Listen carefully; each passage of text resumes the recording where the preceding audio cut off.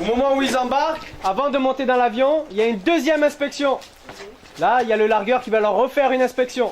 C'est une découverte, on va dire, globale du régiment dans un premier temps. Après, des installations du régiment et du coup de la vie des légionnaires au régiment. Et ensuite, des particularités parachutistes dans un premier temps, donc avec des passages sur des agrès. Ensuite, voir comment on plie les parachutes. Voilà. Ensuite, on bascule sur une deuxième partie, un peu plus ludique, moins informative. Les enfants vont déjeuner, par exemple, en ration de combat ce midi. Ils vont ensuite faire des activités sportives de cohésion ou de découverte, on va dire, de soi-même. Donc un peu d'escalade, de rappel, une course d'orientation, une initiation évidemment. Et un petit parcours groupe où on évalue, on met en place la cohésion d'un groupe. Quels sont les objectifs de ces rencontres avec les enfants ? Alors elles sont multiples. Le premier objectif, c'est de renforcer évidemment le lien jeunesse et armée.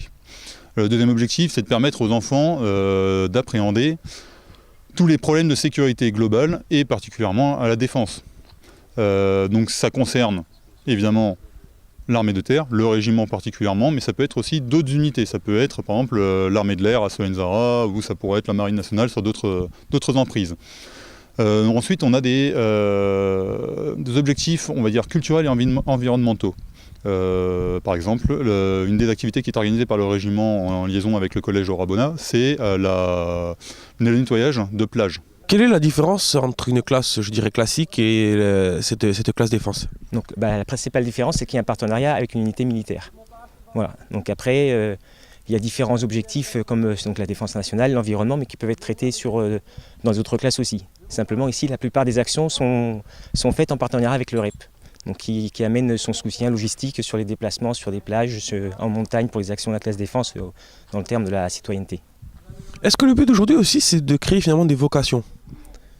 Pas forcément, non, c'est pas une classe pour recruter, c'est pour faire découvrir le REP, parce que beaucoup d'enfants ne connaissent pas le REP, il y a des familles du régiment, mais beaucoup d'enfants ne sont jamais venus au REP, ne viennent pas aux commémorations, donc de faire un peu découvrir ce régiment qui fait partie intégrante de la vie en Balagne. Une fois cette journée terminée, comment allez-vous continuer le travail entrepris aujourd'hui ? Alors le travail, les élèves vont monter un site internet au sein du collège, sur le site du collège. Et ils vont formuler des articles donc sur chaque sortie qu'effectue la classe défense, que ce soit au REP ou ailleurs sur l'environnement ou sur la défense des valeurs. Ils vont faire des articles ou des vidéos.